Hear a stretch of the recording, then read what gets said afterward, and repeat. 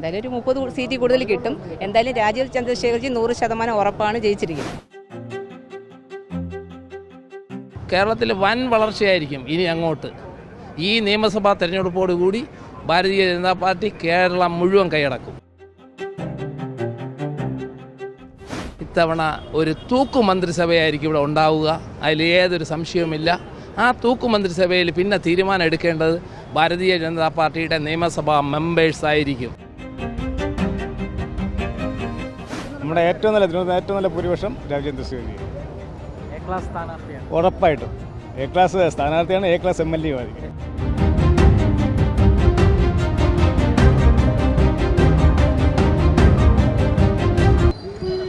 നമസ്കാരം. നേമത്തെ NDA സ്ഥാനാർത്ഥി രാജീവ് ചന്ദ്രശേഖർ വികാസ് ഭവനിലെ ഓഫീസിൽ നിലവിലിപ്പോൾ നാമനിർദ്ദേശ പത്രിക സമർപ്പിച്ചിരിക്കുകയാണ്.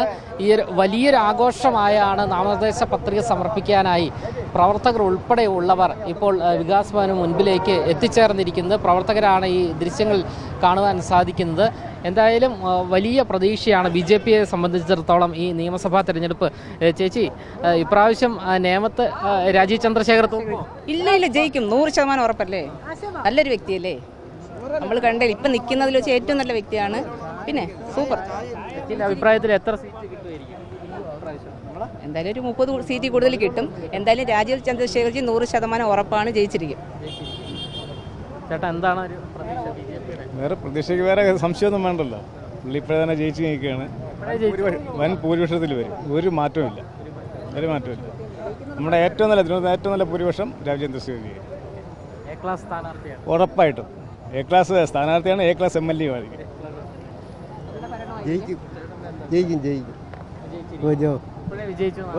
വിജയിച്ചു. നമുക്കറിയാലോ, 3 മാസം കൊണ്ടാണ് ഇത്രയും വോട്ട് പിടിച്ചത്. വെറും 1500 വോട്ട്, 15000 വോട്ടിൻ്റെ വ്യത്യാസം ഉണ്ടായിരുന്നത്. ഇപ്രാവശ്യം നല്ല ഒരു 10-50,000 1 ലക്ഷത്തിൽ കൂടുതൽ നല്ല ഭൂരിപക്ഷത്തോടെ തന്നെ ജയിക്കും. തീർച്ചയാണ്.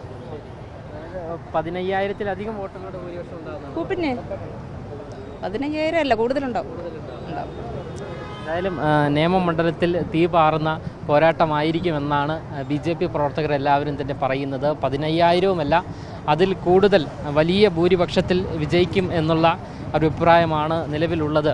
വലിയ ആഘോഷമായാണ് എത്തിയിരിക്കുന്നത്. നേമത്ത് രാജീവ് ചന്ദ്രശേഖർ മുഴുവനായി തൂക്കുമോ? പ്രഖ്യാപിച്ചാൽ മാത്രം മതി. അതായത് ആ സ്ഥിതിയായി കഴിഞ്ഞു. അദ്ദേഹം പൂർണ്ണമായിട്ടും ജയിച്ച് നിൽക്കുകയാണ്. നമ്മുടെ ഇപ്പോഴത്തെ മാറാത്തത് മാറും എന്നുള്ള അദ്ദേഹത്തിൻ്റെ മുദ്രാവാക്യം അത് പൂർണ്ണമായും ഈ തവണ നടപ്പാകും. ഇത്തവണ ഒരു തൂക്കു മന്ത്രിസഭയായിരിക്കും ഇവിടെ ഉണ്ടാവുക, അതിൽ ഏതൊരു സംശയവുമില്ല.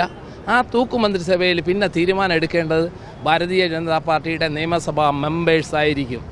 അല്ലാതെ അതിലൊരു മാറ്റവും വരില്ല. അതാണ് ഇന്ന് കേരളത്തിൻ്റെ സ്ഥിതി. അത് മാറും. എത്ര സീറ്റ് NDA ഏകദേശം 35 സീറ്റോളം നേടുമെന്നുള്ള കണക്കൂട്ടലിലാണ് നമ്മൾ നിൽക്കുന്നത്.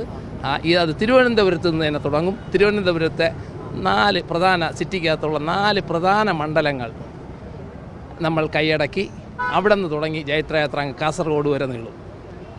RCക്ക് എത്ര ഭൂരിപക്ഷം ഉണ്ടാകും? RCക്ക് ഏകദേശം ഒരു 30,000-ത്തോളം ഭൂരിപക്ഷത്തിൽ 30 ഉണ്ടാവും. അതായത് ജനം വോട്ട് ചെയ്യാൻ തയ്യാറായി നിൽക്കുകയാണ്. നമ്മുടെ ശിവൻകുട്ടി സാറ് പറഞ്ഞ പോലെ ഇങ്ങോട്ട് വരേണ്ട ആൾക്കാർ പറയുകയാണെന്ന്. ശിവൻകുട്ടി സാറിനൂടെ പറയുകയാണെന്ന് ഇങ്ങോട്ട് വരേണ്ടതെന്ന്. ആ അർത്ഥം ശിവൻകുട്ടി സാറിന് മനസ്സിലായി. ശിവൻകുട്ടി സാർ ഇനി ഇങ്ങോട്ട് വരണ്ട, ഞങ്ങൾ കൊടുക്കേണ്ട ആളിന് കൊടുത്തോളാം എന്നുള്ള ഒരു അർത്ഥത്തിലാണ് നാട്ടുകാർ പറഞ്ഞത്. ശിവൻകുട്ടി സാറ് തന്നെ പറഞ്ഞു പത്രസമ്മേളനത്തിൽ. അദ്ദേഹം പറഞ്ഞു, എന്നോട് പറഞ്ഞത് ഇങ്ങോട്ട് വരേണ്ടെന്ന്, ഇനി ഇങ്ങോട്ട് വരേണ്ട എന്നാണ് പറഞ്ഞത്. അപ്പോൾ അതിൻ്റെ അർത്ഥം മനസ്സിലായല്ലോ.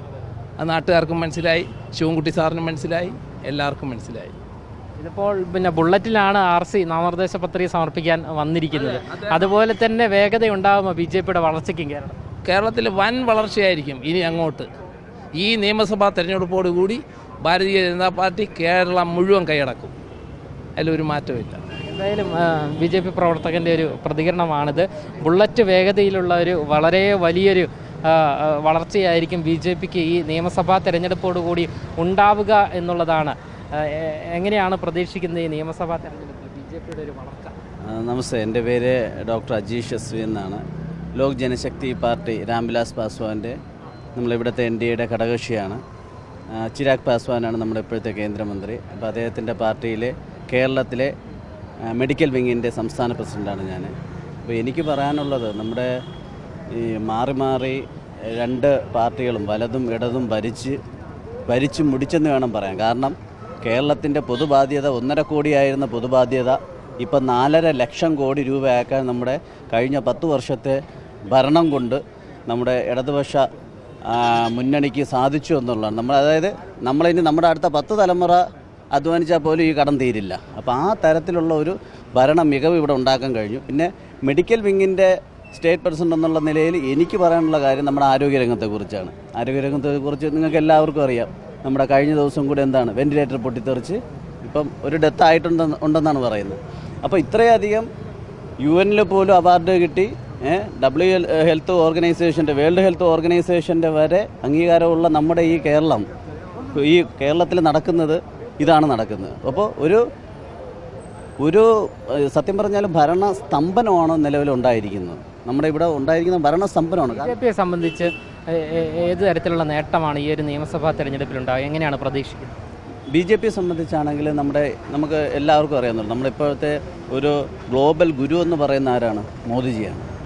പണ്ട് കഴിഞ്ഞ വർഷങ്ങളിലൊക്കെ നോക്കുമ്പോൾ മൻമോഹൻ സിംഗ് പ്രധാനമന്ത്രി ആയിരുന്ന സമയത്ത് അദ്ദേഹം G20 അല്ലെങ്കിൽ അങ്ങനെയുള്ള ലോകരാഷ്ട്രങ്ങളുടെ ഇടയിൽ നമ്മുടെ PM പോയി നിന്ന് കഴിഞ്ഞാൽ മൈൻഡ് പോലും ചെയ്യാത്ത, ഇന്ന് എല്ലാവരും നമ്മുടെ PMൻ്റെ കൂടെ, അതായത് ശ്രീ ബഹുമാനപ്പെട്ട മോദിജിയുടെ കൂടെ നിന്ന് ഫോട്ടോ എടുക്കാനും നമ്മുടെ കൾച്ചറിനെ, അതായത് നമസ്തേ എന്ന് പറയുന്ന നമ്മുടെ കൾച്ചറിനെ പോലും എല്ലാവരും അംഗീകരിക്കുന്നത്, നമ്മുടെ ഡ്രസ് കോഡിനെ പോലും എല്ലാവരും ഫോളോ ചെയ്യുന്ന തരത്തിലോട്ട് മാറിയെന്നുള്ളതാണ്. ആ ഒരു പ്രഭാവം തന്നെ നമ്മുടെ ഇൻഡസ്ട്രിയൽ രീതിയിലാണെങ്കിലും അദ്ദേഹം ഇപ്പം ലോകത്ത് കൊണ്ടുവന്നിട്ടുള്ളൂ. ഇപ്പം അദ്ദേഹത്തിൻ്റെ ഇൻഷുറൻസ് പദ്ധതികളുണ്ട്, ആരോഗ്യപരമായിട്ടുള്ള ഇൻഷുറൻസ് പദ്ധതികൾ. നമ്മുടെ ഈ ട്രിവാൻഡ്രത്ത് കൊണ്ടുവരേണ്ട കുറേ മാറ്റങ്ങളുണ്ട്. ഇപ്പം നമ്മുടെ സ്പിരിച്വൽ ടൂറിസം ആണെങ്കിലും, അതേസമയം തന്നെ നമ്മുടെ ഹെൽത്ത് ടൂറിസം, മെഡിക്കൽ ടൂറിസം എന്ന് പറയുന്ന അതിനെല്ലാം ഒരുപാട് ഡെവലപ്പ് ചെയ്ത് കൊണ്ടുവരാൻ അദ്ദേഹത്തിൻ്റെ പുതിയ പദ്ധതികൾ കഴിയുന്നു. ഓക്കെ, എന്തായാലും വലിയ വിജയപ്രതീക്ഷയാണ് കേരളത്തിൽ ഈ ഒരു നിയമസഭാ തെരഞ്ഞെടുപ്പിൽ BJP പ്രതീക്ഷിക്കുന്നത്. ഇവിടെ പറഞ്ഞതുപോലെ കേരളത്തിൽ BJPക്ക് ഏകദേശം 30-35 സീറ്റ് ലഭിക്കുമെന്നുള്ള പ്രതീക്ഷയാണ് BJPക്ക് ഉള്ളത്. ക്യാമറമാൻ അഖിൽ അശോകിനൊപ്പം അമൽ രുദ്ര, മറുനാടൻ മലയാളി, തിരുവനന്തപുരം.